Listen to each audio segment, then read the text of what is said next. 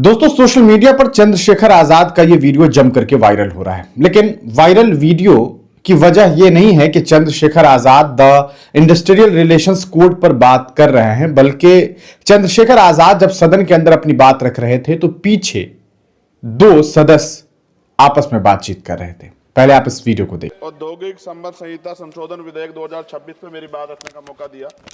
किसी को क्या बताएं कितने मजबूर हैं हम, बस इतना समझ लीजिए मजदूर हैं हम। सभापति जी, मजदूर का पसीना सूखने से पहले उसको उसकी मजदूरी मिल जाए, ये बहुत महत्वपूर्ण है। मैं धन्यवाद दूंगा बाबा साहब अम्बेडकर को कि 15 अगस्त 36 को उन्होंने labour party of Indian labour party बनाई और उस मजदूरों की लड़ाई की शुरुआत की। 1942 में वो जब लेबर मिनिस्टर थे तो 12 घंटे से घटा के 8 घंटे काम किया, महिलाओं के लिए मातृत्व लाभ दिया और लेबर के जो सामाजिक सुरक्षा थी वो दिलाने का काम किया।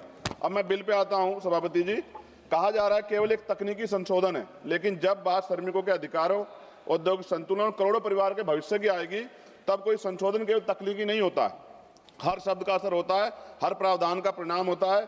महोदय, वर्ष 2020 में सरकार ने 29 श्रम कानूनों को 4 श्रम संहिताओं में समाहित किया था।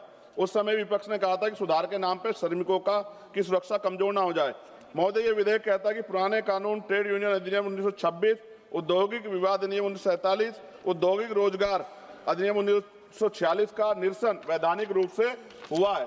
लेकिन मैं सरकार से पूछना चाहता हूं, क्या पुराने कानूनों में मौजूद श्रमिक सुरक्षा प्रावधानों का मूल्यांकन किया गया है? क्या राज्य और श्रमिकों संगठनों से व्यापक परामर्श हुआ है? क्या स्थायी आदेश अधिनियम के तहत श्रमिकों को मिलने वाली सुरक्षा कमजोर की नहीं हुई है? क्या जिनके लिए कानून लाए, क्या उनसे आपने कोई चर्चा की है? क्यों ट्रेड यूनियन हड़ताल पे है? सभापति जी, औद्योगिक संबंध संहिता 2020 के तहत 300 तक कर्मचारी वाले प्रतिष्ठानों को छटनी और तालाबंदी के लिए पूर्व अनुमति की आवश्यकता से मुक्त कर दिया गया। पहले ये सीमा 100 थी। देश में 70% से अधिक औद्योगिक इकाइयां 300 से कम कर्मचारियों वाली हैं। इसका मतलब बहुत बड़ी संख्या में श्रमिक अब बिना सरकारी अनुमति के छटनी का सामना कर सकते हैं। 300 कर्मचारियों की सीमा के तहत यदि छटनी आसान होती है तो सबसे पहले असुरक्षित वर्ग प्रभावित होंगे, जिनमें SC, ST, OBC के श्रमिक बड़ी संख्या में। मेरे संसदीय क्षेत्र नगीना में विश्व प्रसिद्ध लकड़ी नक्काशी उद्योग के लिए जाना जाता है। वहाँ हजारों कारीगर छोटे उद्योगों में काम करते हैं। सभापति जी, श्रमिक व पारंपरिक हुनर से जुड़े इस परिवार इस कानून से प्रभावित होंगे। हमारे क्षेत्र की अधिकांश इकाइयां 50 से 250 इकाइयों कर्मचारियों के बीच हैं। यदि 300 की सीमा के तहत छटनी की अनुमति बिना पूर्व स्वीकृति के दी जाती है तो इन छोटे उद्योगों में कार्यरत श्रमिकों की नौकरी की सुरक्षा पर सीधा असर पड़ेगा। यह कानून उद्योगों को हायर और फायर की छूट देता है। सभापति महोदय, देश के औद्योगिक और असंगठित क्षेत्रों में बड़ी संख्या में SC, ST और OBC के श्रमिक कार्यरत हैं। सरकार ये सुनिश्चित करे कि औद्योगिक विवाद समाधान तंत्र, गिरवांश, रीडर सेल, कमेटी और ट्रेड यूनियन संरचनाओं में इन वर्गों का पर्याप्त प्रतिनिधित्व रहेगा। रोजगार निवेश से आता है, निवेश मांग से आता है और मांग आय से आती है और आय स्थिर रोजगार से आती है। सभापति महोदय, हम सुधारों के विरोधी नहीं हैं, हम अस्पष्टता के विरोधी नहीं हैं, लेकिन हम ये चाहते हैं कि श्रमिकों के अधिकार सर्वोपरि हो, रोजगार सुरक्षा सुनिश्चित हो, यूनियन की स्वतंत्रता बनी रहे, राज्यों की भूमिका सम्मानित हो। नगीना के कारीगर केवल मजदूर नहीं है, वे हमारी सांस्कृतिक विरासत के संरक्षक हैं। उनके हाथों की कारीगरी भारत की पहचान है। यदि औद्योगिक कानूनों में बदलाव से उनके रोजगार में स्थिरता प्रभावित होगी तो यह केवल आर्थिक नहीं, सांस्कृतिक क्षति भी होगी।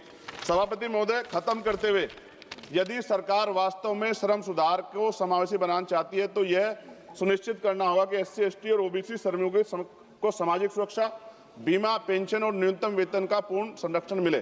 सभापति महोदय, अगर हम उनके साथ होने वाले अन्याय पे लड़ने का अधिकार ही छीन लेंगे तो फिर कैसे वो अपनी बात को कह पाएंगे? हम भी जब यहाँ में मौका नहीं मिलता है, कोई बात होती तो हम भी तो विरोध करते हैं ना।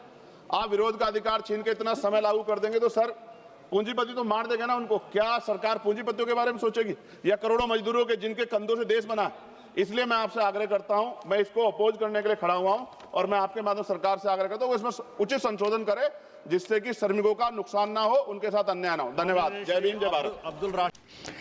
तो देखा दोस्तों आपने, असल में जो वीडियो वायरल हो रहा है इसमें यह देखने को मिल रहा है कि जब Chandrashekhar Azad the industrial relations code पर अपनी बात रख रहे थे, हालांकि वो इस कोड पर एक अहम बातचीत कर रहे थे, तब उनके पीछे जो सीट है वहां पर दो माननीय सदस्य बैठ करके आपस में बातचीत कर रहे थे, जिनमें सौगता राय और जो जून माल्या हैं वह बातचीत कर रही हैं। जून माल्या एक टीवी एक्ट्रेस भी हैं, अगर आप उनके बारे में जानते हो, लेकिन दोनों ही टीएमसी जो ममता बनर्जी की पार्टी है उस पार्टी से दोनों माननीय सदस्य हैं। दोनों के बीच बातचीत का ये वीडियो खूब जम करके वायरल हो रहा है। लोग तरह तरह की टिप्पणी कर रहे हैं, अपनी राय रख रहे हैं।